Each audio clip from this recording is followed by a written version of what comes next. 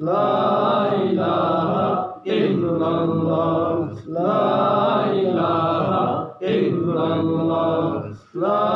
ilaha illallah, la ilaha illallah. Ibn Basir na Hazrat Abdullah bin Abbas takin nakil tawri madudi mahang na haibirammi Allah Ta'ala na banda singa zikr khak natana atopa ibadat ama phawba faraz tawiraba matungda ngamkhai haibadi limit ama thambiram daba laite zikr gi damakta di ngamkhai amata thambiramde amasung gyan lawsing na hek lairiba phawba thadokpa yabagi hukum chu piramde Allah Ta'ala na hai uzkurullah zikran kasira haibadi shura number 13 ayat number 24 Allah bu yamna ningshingu ahingda nongthinda isingda kangphanda yumda langphaida awabada nungaibada launa masung tuminna matam leiba khibikta Allah bu ningshingu lagi rasul sallallahu alaihi wasallam na yumda leibiringaida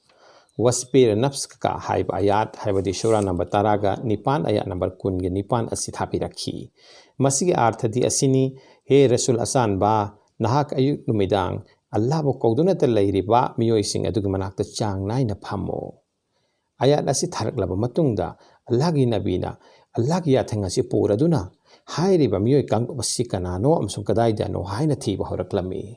mahakna Allah gi nabi sallallahu alaihi wasallam na som thirakpada kanglup ama jamaat ama phamin aduna Allah gi ming lawduna zikr tawduna leiba thengnarami makoi sing adugi manungdagi kharadi ahal oire amasung mahun khujille masamana ifa pharamle lairaba amasung lairaba chudat pasingni aduga phi amamamta shetli illi haibade lungi amakak shetli aduga masabun yang hangi makhoi sing adugi marakta phamlaga Allah gi nabin haiki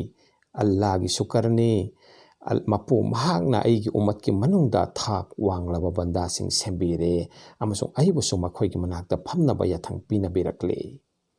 Khanthakadabadi mapi maron phoniyum sumjadaba amasung shengai changai lejadaba amasung masam mana phawanium sumjadaba tahigum sung Allah gi zikr gi damakta Allah bu kauzabada Allah gi nungsibagi maphamda makhoina kathoktuna punsi lelam liba adu obada Allah gi nabina haibikhi madude Allah gi shukarni mapu mahak nai gi umat ki manungda thak wanglaba banda sing sembire makhoi bu thak wanglaba banda singni haina sai thabiri amasung aibu su makhoi gi manakta phamna we thang pibire haibade Allah Ta'ala na Nabi Karim sallallahu alaihi wasallam bu hairiba adugumba un khoiraba mapi maron phawba mapung phana setpa chaba ngamjadrabsing adugi marakta phamnaba lani yathang pibire haina chauthok haibi hayeng kayamat ki matamda nafsi gi matamda isa isa bu hingnanabagi damakte chendaraglaba matam aduda Allah gi nabina adugma miyoi makhal taret khak Allah gi thaujangi haibade rahmat ki saya makhada urum makhada thambigani haina haibirami makhoi sing adugi marakta achikpa maphamda Allah gi zikr tawraga kapliba makhoi sing adusu challi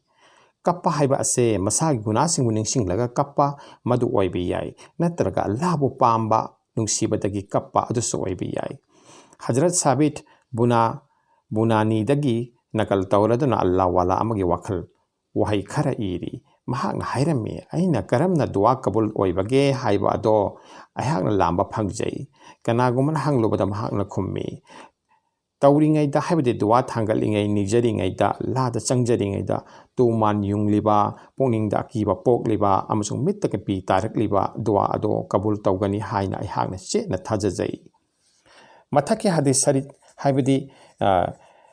kayamat ki numita miyoi makhal taret Allah gi rahmat ki sayada thambigani haiba hadis sarif asida awang bathaki gun ani yauri ahan bana niyat sengba maram dagi achik pa maphamda Allah gi zikr tawba ngamli bani amsung tawri bani ani subana Allah bo ki bani amsung nungsi bani pam bani maram de ani mak kapning ba poglai haibide Allah gi kizaba amsung nungsi jaba ani asina thamoy da tungduna lairakpa matamda atukumba manai aduna magi thamoy do nautharai thotharai amsung kappa ngamlai amsung kamning lai Maruk mabu Ningshingba tana kapsaba tana aigi thauni aina tumliba ase aina tumina lairiba ase maruk magi wakhal lupnabagi damaktani hadis ki wahai ahangba maphamda Allah gi zikr tawba haiba asi artha ase sufi singna iri ahanbada mi laitaba sikma mapham masidi kamal oiba arthani aduga ani subadana atokpa punamaktaki pokning hangba khali oiba aduni mahakna haidi sengna khali oiba haiba adu masimakni aduga khwaidagi hena phabadi mi su hangba aduga pukning su hangba matamda Allah khaki tawajuda Allah khakta da pukning luptuna kana mata muning singdana masala masabu phawba kauduna tawriba zikr aduni adu makpu kana gumba ama miya marakta leijarabasu mapukningda atopagi wakhal leitraba hade khalwat nasiha khalwat ki thakta haibadi khalwat e anjuman gi thakta miya marakta lei na masagi nungda achikpabu kaim tawduna yoktuna thamba ngamlaba singi thakta amasung nungi zikr kalbi zikr yoktuna amasung loina duna leiba ngamlaba singi thakta amasung tanja adumakta da Allah bu ningsinglaba kaplabadi mahakpu hairiba asida chanbigani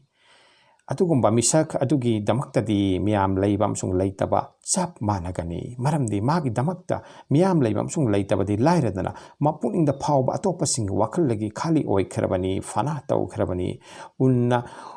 unna nungsada tombagom dunyagi atopa ge wakal punamak mahaki thamoi degi tum khrabani fana taw khrabani miyam tinba aduna mangonda karisu akaiba leiraroi amasung mafam matamgi wangmada mahak chat khrabani Allah bu ningsingduna amasung kiduna capacity asoba khudol amani masigi damakta kapanga manbiriba mising ado maraibak farabani hadis mubarak ke da Allah taala Allah gi nabi na masi haibirami Allah bu kibadagi kapliba mita do zaki maina chak ba haram ni Allah gi lambi da tungkhida ba mita do zaki maina chak ba haram ni amasung yenghida ba pot singbu yengkhidaba mit ado zaki maina sak pa haram ni aduga Allah gi lambi da tang kharba mit adu so zaki maina sak pa haram ni Hafiz ibni Hajar rahmatullah alayna Hazrat Jabir rahmatullah alayhi dagi nakal tawbiri madudi Allah gi Rasul sallallahu alaihi wasallam na haidok pirami Hazrat Jibril alayhi salam na aingonda Allah gi zikr gi maram da yamna section sin nabirami maduna maram oiraga zikr yawdrabadi karigumba amal ama phawba kana ba phanglaroidra khallore hadis punamak asidagi khangba ngamle madudi ngamjariba makhai yamna zikr habida Allah bu ningsinggadabani masina ninghanna ba tawroidabani zikr yamna tawba maramdagi Allah bu ningsingba Allah gi ming lawba Allah bu sonjaba maramdagi miyamna ngawbani natraga mimangda ulibani hainarabasu khak thadok loidabani sufi singna iri mina ukhraga noknagani khanduna zikr tawdaba asisu saitan gi namthak amani mina ukhraga noknagani khanba sina singba upai kaya sinaraga saitana zikr dagi thingnana ba honnaribani aduna mimangda unabagi nettagi khanbadagi thabak ama phaw tawroidabani kariuma mina ukhiba thoklabadi uge uchani maduna maram oiraga khak thadoloidabani aigi thamoida khawrangliba ado natraga khawrangwa phawraktri phawba aikhona zikr tawgadabani aikhoi thamoina khawrangliba se thamoida leiba aduni aikhona dunia na hen thamlaga amasung leiraga natraga thamoida mafam kallaga dunia bo khawrangani aduga Allah na hena Allah gi wakhana amasung Allah gi rohaniyat na hena wangna leiraga Allah taala bo khawrangani asina dunia gi mafam kalliba dunia gi sarkusing ado Allah gi rohaniyat na mahut sinjannabagi damakta Allah bo yamna toina ningsingba kaujaba sonjaba asi tangai fade aduga anigi moknaba ase dunia masung Allah gi rohaniyat ki moknaba se akhoi gi thamoida jihate abgarwaina adamak chathaduna lei masida aikhoina Allah gi zikarna dunia bu tanthokpa amasung Allah gi mafam kanba asina aikoi gi thamoi ase rohaniyat na ngalai asi yaudri phawodi aikhoina kanna honaba ama changi amasung mase asengba mujahadani Hazrat Abdullah Jul Bajadin kauba sahabi amal leirami mahak yamna pikna yatim oihurami mahak maton amagi manakta leirami matol aduna mahak pu yamna luna tawrami mahak kanasu khanghallamdana muslim haibati iman lawraklami haibati Allah gi nabi Muhammad sallallahu alaihi wasallam gi tungin ba oiraklami maton aduna mahak muslim on khre haibagi paw phangbadagi haibati muslim da amuk halakle muslim oire haiba paw phangbadagi sauning laduna mahak mafi marol loina lawthok laga tanthok lakhi mahak na Allah gi nabi Muhammad sallallahu alaihi wasallam gi tungin ba ama oirakhiba ado mama na su yaramde adubu mama oibagi maramna athaba inafi amadi pirakhi mahak na madubu machet ani thokna amana selammi aduga amana ilammi madugi matungda mahakna Madina saharda laklaga ibungo sallallahu alaihi wasallam gi thongjinda saidang duna leirammi mahakna khonjen thokna zikr tawrammi Allah bo kaurami kaplammi amasung Hazrat Umar radhiyallahu anhu na madubu uraga taraga haiki asuk kana zikr tawriba mi asibu mimang do uliba zatla Allah gi Rasul sallallahu alaihi wasallam na pawen birakhi natte mahak ase awahin singi manung dagi amani taseng namak mahak na mahaki masa mahaki punsi amsung mahaki thamoi bu mapung phana Allah gi damak amsung Allah gi nabi gi damak ta kathok chakhi mahak tabuki lan phamda dingi Allah gi nabi gi amsung Allah gi damak sait oikhi sahaba singna mai ngan ba urami sangshin dona yenglubada di Allah gi Rasul masamak na kabar manung da kumtha duna lairami aduga Hazrat Abu Bakar amasung Usman da haibi nakhoi gi bhai ado pusilaklo makhoi ani mangna pusilaklaba matungda thang thabiraga Allah gi Rasul haibiki he Allah aina mabu yazare nang na sumabu yabiyu Ibn Mas'ud na hai Ibn Mas'ud radhiyallahu anhu na hai thaudok ado uraga aina khalami